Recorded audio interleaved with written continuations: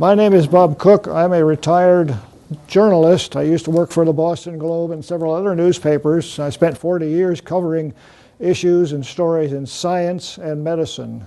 And one of the best parts of that career was a trip I got to go to Antarctica and even to the South Pole, because the U.S. National Science Foundation has probably 23 or more research projects going down there all the time.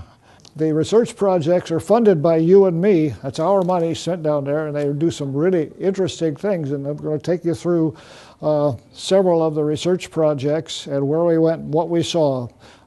This was in 1983 when I won the trip from the National Science Foundation.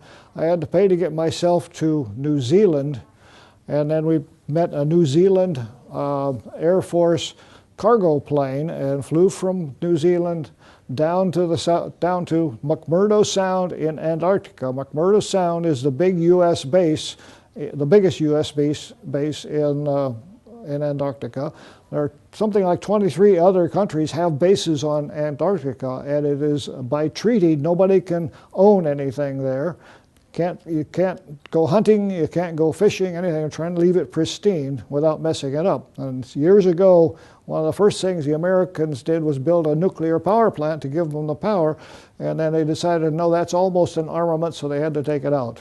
But no weapons and no exploitation of anything except for research. So this is going down to look at the research that's funded by you and I through the National Science Foundation. They take 4 or 5 journalists, science journalists, down there every year and show them what is going on so we can report on it and take pictures and tell everybody about what's going on. So this was 1983, and the first stop on this trip after a long flight from Boston to Los Angeles to Hawaii to New Zealand. This is the major city in New Zealand. You land there, and we had a whole overnight there, and there was 4 of us, 4 journalists. There was one from the New York Times, I was from the Boston Globe, and 2 more were freelance writers. One was a woman, and they did not allow women to go to Antarctica and the South Pole for years and years and years, except in 1982 or 83, they finally let a woman reporter go. They were worried about bathroom facilities, had to have special bathroom facilities for women. But anyway, they finally broke that barrier. And we landed in New Zealand and had a day overnight. So the 4 of us got a taxi cab to show us around New Zealand. And this is some of the places that we went. And this is the biggest city in New Zealand, and there's a volcano right in the middle of town, and it's covered with grass, an extinct volcano. They have New Zealand makes its money on sheep and other animals. There are probably 10 or 20 million people on New Zealand. There are 90 million sheep. So the sheep outnumber the people by far. Wow. Another cash crop is reindeer. What they do, they grow the reindeer. They'll sell a little of the meat from reindeer, but what they sell is the antlers off a reindeer. They get them in an early stage of growth. They get big enough, and they're still covered in velvet. They're still soft. They cut them off and chip them up into little potato chips-like chips and freeze them, and they sell them to China as an aphrodisiac. But there's good money in that for them. A lot of money, and so they actually have reindeer farms, and they've crossbred different breeds of reindeer, and they sell the reindeer. Okay, next. This is a New Zealand Air Force C-130 aircraft, a cargo plane, and they loaded us aboard with a lot of cargo. I flew down to Antarctica from New Zealand in a cargo of 10,000 fresh eggs. And on this, you'll see this is one of the American planes. Americans developed those skis so the planes could land on the ice in Antarctica. And apparently the Russians wanted to buy those skis, and we wouldn't give them to them, so they had to invent their own. So, next. And this is the cargo being shoved into this great big old airplane. A 4-engine C-130 airplane. It's an old, designed in the 1950s or 60s, but still in use. And That's the plane we're going to go in. Next. That's the Kiwi. So it's a Kiwi Air Force. The New Zealand Air Force owns the airplane. Next. This is looking through the window, a little tiny one porthole out one side you can see out of. And this is our first glimpse of Antarctica. And here's a glacier sliding down there, and the ice-covered hills in the background, icy mountains. Next. Again, another, so you can see kind of looking through the propeller there. Next. Okay, this is one of the stops we made. We got, actually we're assigned a helicopter with a full crew, pilot, co-pilot, and the pilot was a young woman. And one man was a swamper who would get out and poke around to make sure we weren't going to fall through the ice any place when we went walking around. But this is up in what are called the dry valleys of Antarctica. The wind comes down off the mountains and scours the valley clean of snow. So very little lands there. I'll show you what I've got here. You can pass these around. These are some rocks I collected out there, and you can see this was sitting like that underground, and this is poking out of the ground. This got polished by flying sand and flying in the wind. And so they call these are wind-worn rocks by blowing sand. They call them ventifacts, and you'll see some really big ones coming up. Okay, we landed, and the swamper got out and ran us around to take a see what it's like. Next. These are ventifacts. These are when with a freezing and thawing cycles, it breaks the rocks. And you'll see lots of them here are broken, and see the hole in the middle? That was worn by sand ripping through the rocks, blown year after year after year. Pretty soon they're worn out. Next. And then, see the hole in that one? The rough surface? That's just the wind carving those rocks with sand. There's isn't that interesting rock just carved by the blowing sand and the freeze-thaw cycles up in that dry valley. The dry valley is dry because there's so much wind coming off the central plateau that it scours the ground clean of snow. Next. Again, here's another one. See how it's all carved out and that fell out of it? Some rocks are of different kind of rocks are stronger than others too, so you get different shapes. Next.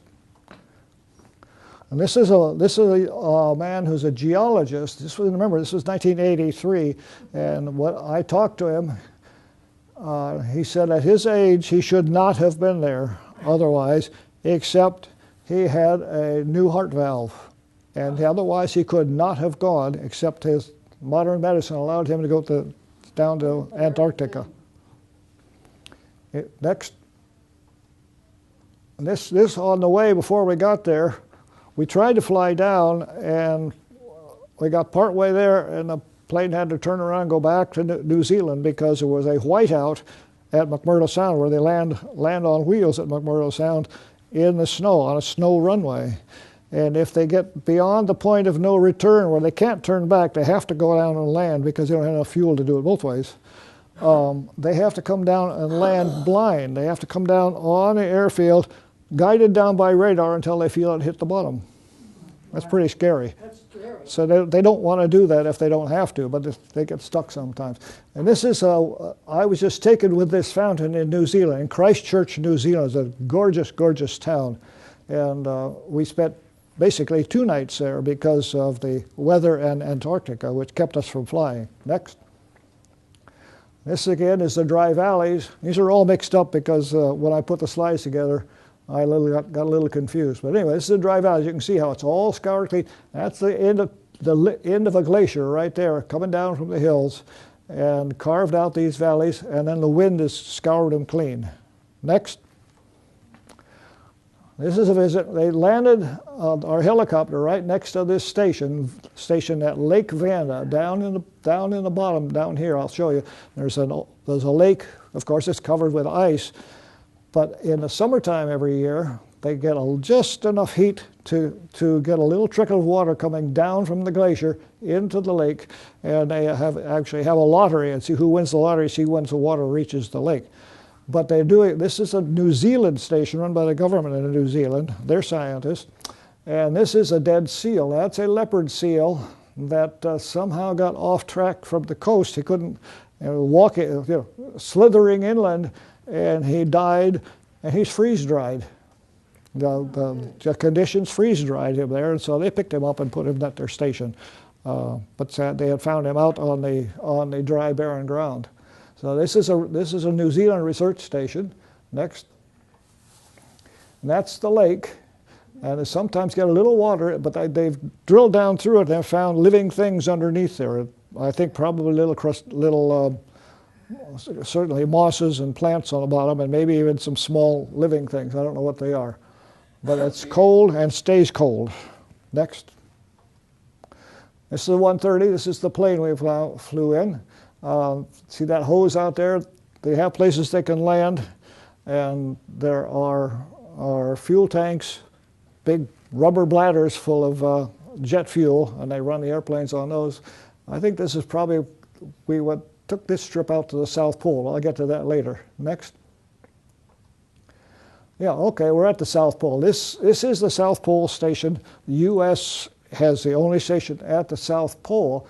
It's a big geodesic dome, and underneath the dome, nobody lives in that part. Underneath it, a little entrance, I'll show you in a minute. You go in, and you go inside what we would call freezers, with the walls that thick and the big, heavy doors. They live inside the freezers. Oh. Because in the wintertime, it gets down to 140 below zero. And they have...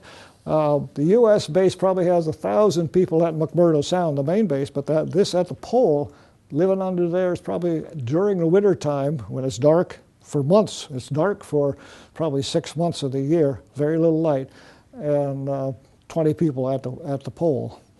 And what they do out there is, of course, they have telescopes because it's dark, and you can really do some sky watching in constant dark. And air is very, very clear, so they like that. Next. This is how you get into that dome. You see the dome up there? There is the entrance here. They could drive a truck through there. You get inside. Next. Look at the top. This is to let the fumes out the top of it in the top of that dome.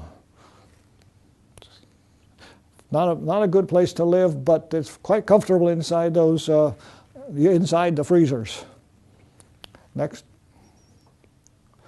And now this is where they mark the South Pole. You see, that's the marker for the South Pole, a little barber pole with a silver sphere on it, except that's not really the South Pole, because about 20 feet off to the side there's a real South Pole, which is a stick about that tall and only that big around with a little styrofoam ball on it, spray painted golden. And the real South Pole, because that ice is gradually 1 centimeter at a time slipping off the pole because it's a glacier, and the glacier spreads out, and so the glacier is moving, and so they have to move the real South Pole every so often just to keep up with it.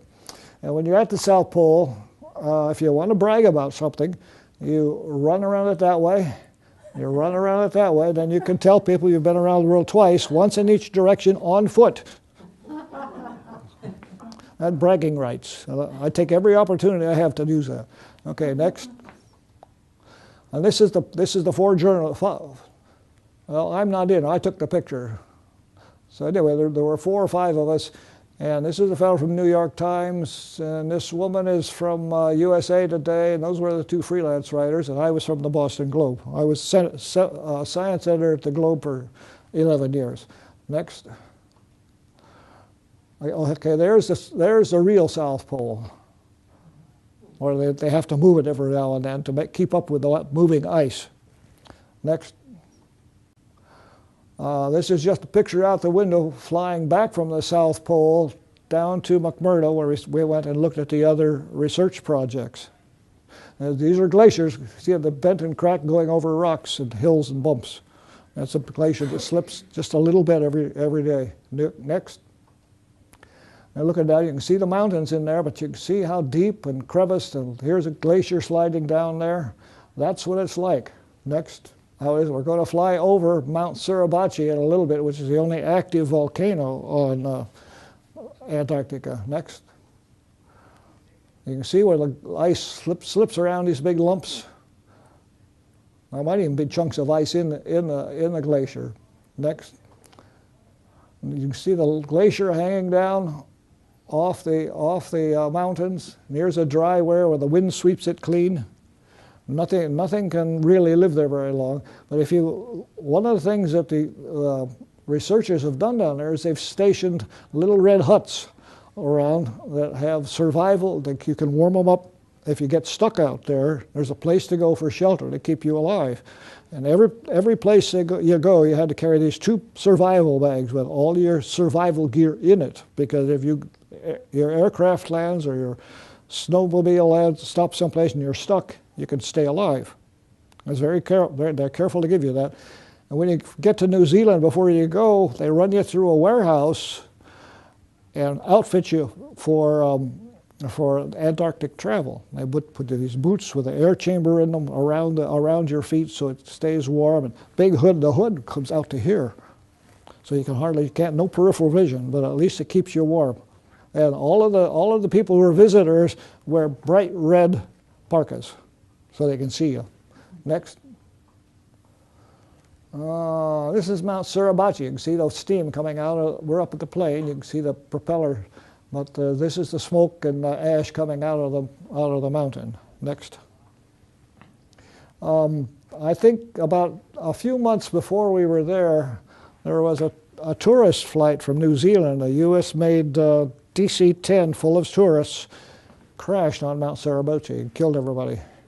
So it was a terrible thing. And it is an active volcano. People who want to study it go up and put tents up there and stay before they fly by helicopter and stay there and stay overnight. And it's active because one person we spoke to got up in the morning and it was a great big boulder had landed right next to his tent. So it's not hazard free. Next. There you can see the rim of the volcano as we flew over it, and there's the steam coming out. So it's one of the active research sites on Antarctica. Next. Again, I really like volcanoes, so you can see the steam coming out. Next.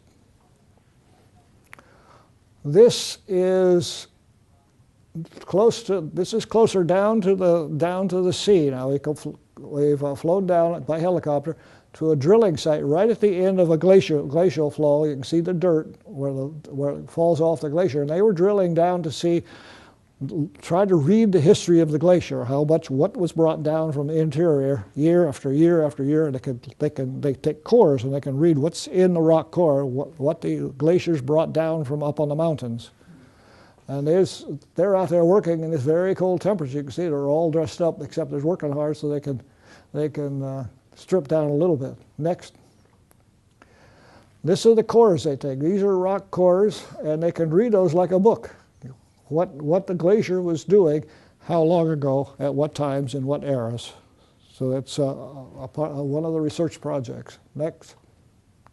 This is where they lived out there on that cold place. This is the tents they lived in, and it's not much growing out there, is there? Next.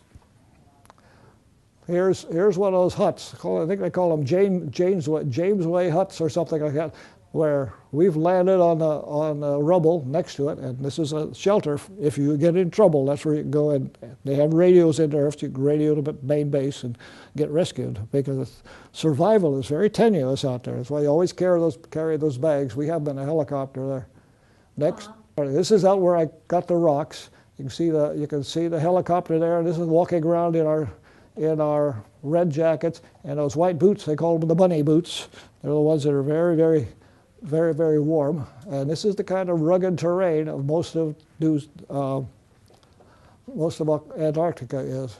This is us, and I don't know, that's probably one of our group, but that's the helicopter we're in. We'll fly right over the edge of the mountain. Look, all of a sudden it's deep down there. It gets your attention. Next. And we landed out next to this glacier, and there's a opening in it where you can go in, and I'll show you pictures of what it's like inside the glacier. Next.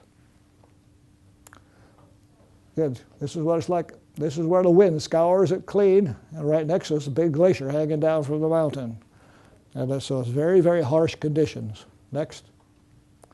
This is the helicopter we were in. You see we're parked right. As soon as you lift off and fly that away, it's almost straight down, hundreds of feet. Next. And this is a researcher. The man, I think he's there. He lives in San Diego and has a geology company, and he was studying how fast sand will erode different kinds of rocks. So on his little stand out there, he set it out there for months on end. He's got different kinds of rocks attached to it, and this is the blowing sand. And he can measure how fast the rocks get worn away by the sand. These are the sand dunes. So there's plenty of sand, except they're, unlike dunes here, they're frozen sand dunes. And then next, you step on the end of it, and very little sand comes down because the whole dune is frozen. It doesn't move as fast. Just the surface area where the sun warms it a little bit, you get a little movement of the sand. So that's what you learn. One of the reasons they were doing that was because we were trying to send spacecraft to Mars. And Mars is basically a frozen desert. And so they're wanting to know what they see on Mars, how did that evolve? How was it created during the eons of time? And you have blowing sand, but it doesn't blow very well because it is frozen. So, next. Again, the eroded rocks. Next. This is a man who was studying fish. Now, there's a huge amount of life under the floating ice, below the glaciers that are floated off and are floating on the ocean. So I think his last name was DeVries, and he was studying Antarctic cod, which are fish about that long, right? Big cod, and they are not edible basically because to keep from freezing, they have a huge amount of oil in their flesh, so they're not very edible except one part. And one part is in the jawbones. There's some very fine meat, and the people who are working down there harvest that and dip it in taco sauce and eat it raw. It's supposed to be good. I didn't try it. I don't like raw meat. So, next, this is looking at the car at the big Antarctic cod, and that's a lot of fish. And so he was dissecting those and learning how did they keep from freezing in that water, because the salt water is below the freezing point of water, fresh water. So it's still liquid, even though the ice is on top of it solid, because it's fresh water on top. Next. Okay, now they flew us out to the edge of the ice. You see the edge of the ice out there, and those are great big king penguins standing there on the edge of the ice. And if you look out, if you're standing there watching, sometimes you'll see a killer whale pop up and take a look. He wants these guys for lunch. But of course, they don't jump in if they don't think a killer whale is there. But they go off the edge and catch fish and shrimp and things like this. Now, one of the major sources of food for whales, particularly humpback whales, and these guys, is a little tiny shrimp called krill, K-R-I-L-L. And the krill are so small, they're really not valuable as a cash crop, except the Russians found a way to scoop them up in huge numbers and turn them into some kind of a shrimp paste. I don't know if they're still doing that or not. The pole is high and the air is cold, and the colder it gets, the heavier it gets. So it comes down, really fierce winds come off the pole. So that's one of the things that the winds are so fierce, they have what are called whiteouts. You could, at McMurdo Sound, where you're living in these big freezer boxes down near the ocean, they have wooden walkways over the ice and guide ropes mounted next to them, because if it's a whiteout, you can't see where you're going, and you got to get down to the mess hall somehow to have lunch or breakfast or dinner, and they have movies and recreation things. But between the huts in a whiteout, that's the only way you can find your way is on those paths with ropes. It's very dangerous. It's a great big generating plant, so it's warm. There's plenty of power, and you live inside. Your room is basically a freezer, but the cold's on the outside. But you step outside, it's really, really cold and dangerous. That's why they're very, very careful. So you always take your Arctic gear with you. These are the king penguins. And next, they're not afraid of you. They just come walking right over, and if they can't get to you fast enough, they pop over on their tummies and slide. And we got right, you could stand right next to them. You couldn't, not allowed to touch them, but you could stand right next to them, and they made a funny little beep, beep, beep, beep, beep, beep sound, and you could hold them. Somebody had a recording device to listen to it and pick that up. They're not afraid of it. They don't know humans are dangerous. So, next. There they are. Aren't they pretty? Yeah. They stand about this tall. Those are the king penguins. These are the big ones. And there's about 6 different varieties or so of penguins. Next. There. That's not nice and close. These are nice, shiny, and they make a funny little bleep, bleep, bleep, bleep, bleep sound. They stay together, the male and female always together? I can't tell male from female, but they go in groups. Did you see any babies? We didn't see any there. It's probably not breeding season. But these guys live inland, and the adults live way far inland, like 100 miles inland during the winter, and huddle together in a great big bunch. You've probably seen them on the television. And they sit on their eggs. They change who's sitting on the end, trying to keep it warm, on their feet inside this little envelope kind of flap on them, which is covered with feathers. And then after the chicks hatch and the light comes back, half of them, the women, the females or the males, one or the other, head for the shore. It's a long walk. Takes a long time to get there, just one step at a time. And they get out and dive over over the edge and fill up with food, come back and walk all the way back and feed the chicks.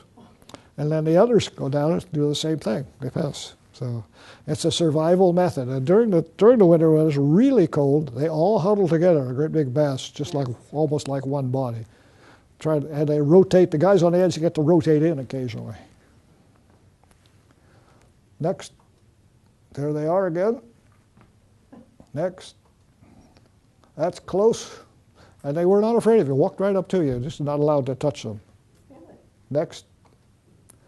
This is where the helicopter stopped, and their fuel. Was a gas motorized pump out there, and they were refueling the helicopter. The guys, you see, the guys in red are us tourists, and the people working there are actually a U.S. Navy crew. Next. Now I had a special invitation. There's a doctor at Mass General Hospital, Warren Zapol, who's studying. He's a pulmonologist, a breathing specialist, and he's studying how these great big Weddell seals, they're about as long as this table or more, big and fat, and it's a little body inside a big roll of fat to keep them warm. But what they do, they're trying to study the diving reflex. These guys have to go down in, and how do they hold their breath so long enough to do that? What happens to the blood? What happens to the oxygen supply while they're down? So they capture these guys and take them so far inland and cut a hole in the ice. They're so far inland that they can't reach the edge of the ice to get up and breathe. So they have to keep coming back to the same hole to get up, catch a breath of air, and then go fishing again.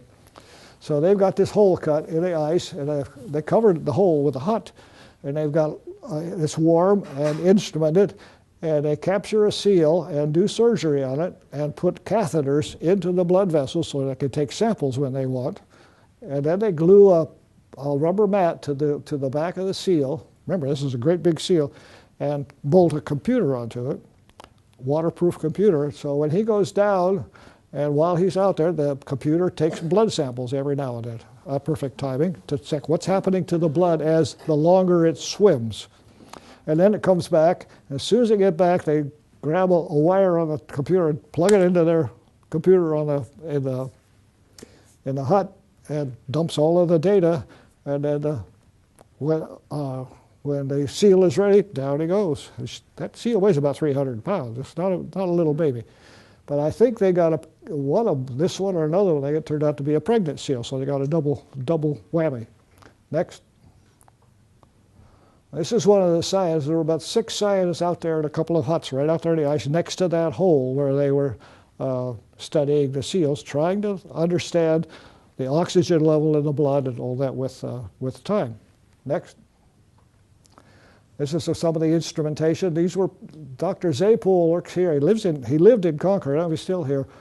But he brought in science from Denmark and Sweden, West Germany. So it's an international collaboration. And they really work hard for a long time. And they also have to cook their own meals and everything out in that little hut. Next. So you see the instrumentation and the stuff they bring with them is very, very delicate. Next. Okay, our next stop in the helicopter was at Cape Royds, and this was run by Robert Shackleton. That was, I can't remember let's say 1909. He had a ship down there.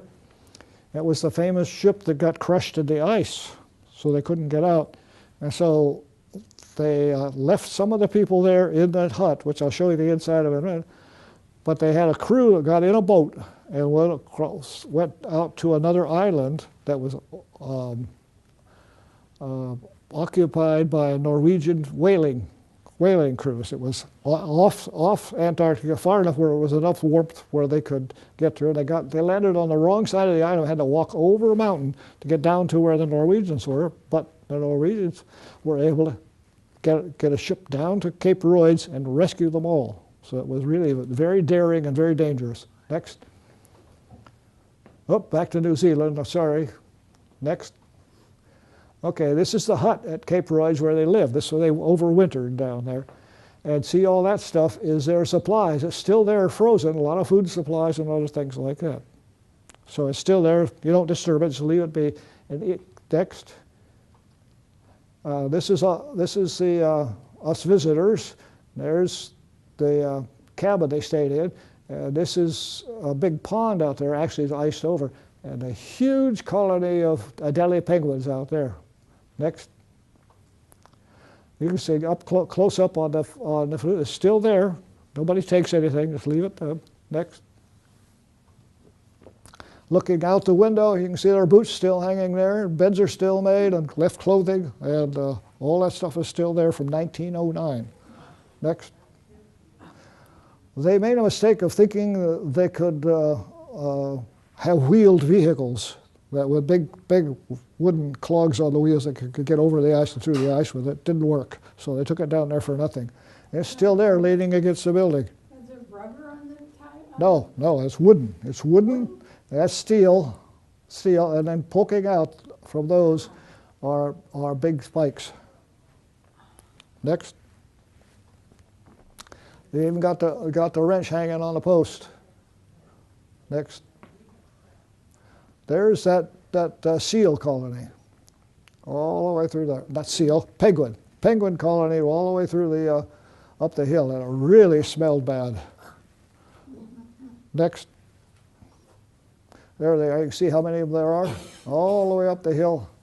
Thousands and thousands and thousands of. They're the little small Adelie penguins. Next. This is where we went inside the glacier. We were led by these people, and us in the redcoats went in there too. Next. This is inside where you have these big icicles. These things are 6-8 feet tall. Next. And these form out of the air. A little bit of moisture in the air forms these tiny, tiny crystals. Next. You see these crystals, and if you reach up and touch one, they break immediately, and they come down with the finest little tinkly, tinkly, tinkly, tinkly sound you've ever heard. It's really very, very, almost like the finest glass breaking. Next. So is this in a cave or underwater? No, it's inside. We went in the side of the glacier, so this is ice all around you, bottom to top, and these are places that have cracked open, and these icicles, kind of not icicles, but frozen water sets up these very, very extremely delicate little structures. Next. There again, you can see what they look like down there and up here, and they break off just at the slightest touch. I wrote an article. I had to get permission. I got permission from my editors to go on it, and then I got permission to take the trip with the National Science Foundation. But then one of my editors at the Globe decided there wasn't any news down there. I shouldn't go. So I took vacation time and went anyway. So I went on my own time, and I paid to get to New Zealand myself. And then from there, you can't pay. No tourists were allowed, so I got to go. When I came back, I wrote 6 longish articles with photos, and I sold them to newspapers around the country. And the Boston Globe even bought them, which is sort of funny. So anyway, I will take questions. Now, here's one of the souvenir I got at the South Pole. Wow. So Is that warm enough? that's here. My son wore it to high school in Sudbury. So. Anyway. How long were you gone? This is you have to go in the time when there's light and it's not too cold. So I went in probably mid-November, and I came back just before Thanksgiving. So I was there maybe 10 days. So what's the warmest temperature down there? What's that? What's the warmest temperature? Does it get naturally? Yeah. It gets above freezing probably a little bit. Oh.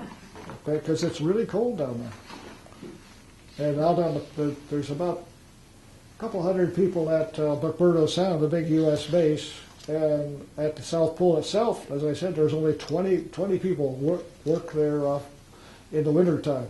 They stayed there. While we were there, or about the time we were there, the Russians had an explosion in their Camp Vostok. I don't know how far away it was, and they had to their motor generator died, so they had to keep warm. They stayed on the warmth of candles inside that, and so the U.S. Force people flew out a new generator for them. I don't know whether they got it to work or not, but they wouldn't let us. They didn't want to take help from the U.S., but they had to. So. How did your body adjust to the cold? How do you what? How did your body adjust to How it? did your Well, body? you cover it with everything, deep layer upon layer upon layer. And were you warm enough? Yeah, they know what they're doing. They take you into this building and hand you the clothes and say, "This is what you wear. Leave your ordinary clothes here." You pick them up on your way back. So you have to wear those, and us guests had to wear those red jackets all the time. Is there a limit on how long somebody can live there? And as long as you got supplies and can stay warm, you could spend the rest of your life there if you wanted. But there Our was families live there with no, children? just researchers, Oh, just researchers? and support people. It's the U.S. Navy support people. Raytheon Corporation, I think, was when I went to Raytheon Corporation was the contractor who took care of most of the logistics, and the Navy supplied the aircraft and the crews for flying around.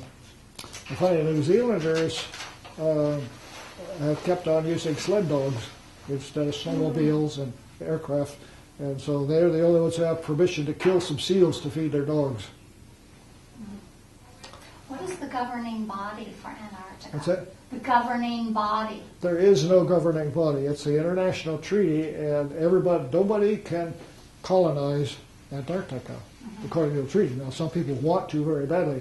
I think just to assert a claim that the Argentinians flew a woman down who was pregnant, so she had a baby on Antarctica. So she's a citizen of Antarctica, sort of, but nobody believes it. Oh, isn't it something? So there's lots of machinations. The Russians have several stations, and I don't know how many the Chinese have now, but they probably didn't have much to begin with. But everybody wants to get a toehold if they can, in case it gets treaty lapses or something, then it make claims. And there's also a moratorium on fishing around Antarctica because it's such rich fishing grounds, but people, including the Japanese, routinely violate that. And what do you hear about global warming, how it's affecting it? They're watching that very carefully because on the ice sliding off Antarctica, they're huge ice sheets, and they slide out and float on the water. They stay afloat on it.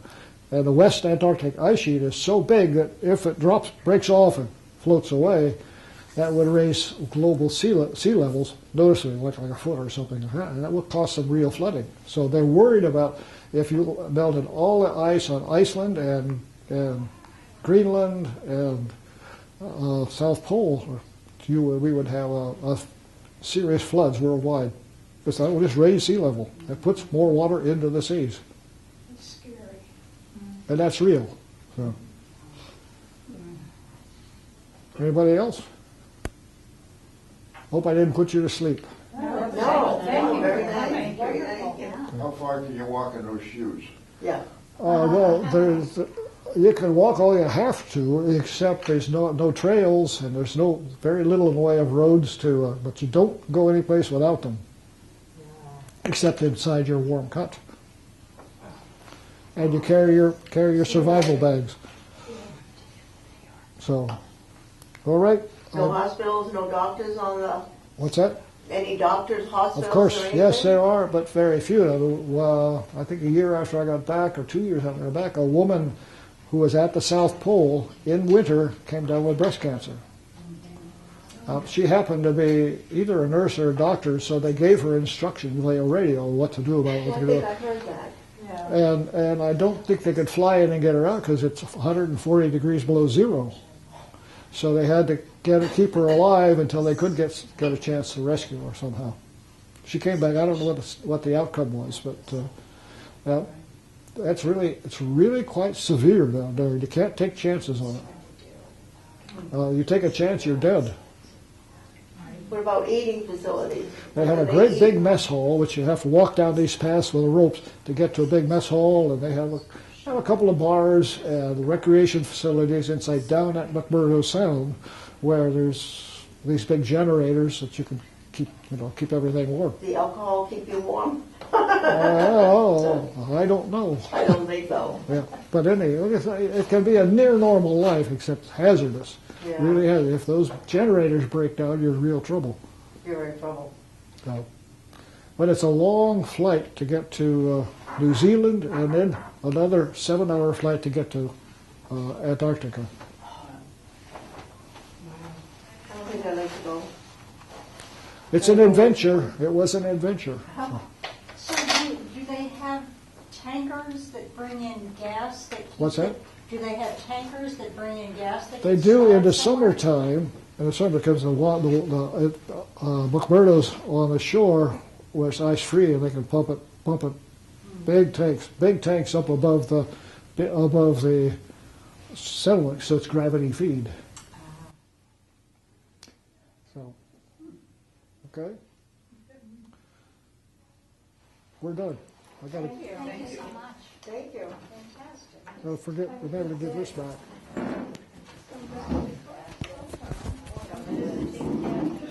Lunch with me.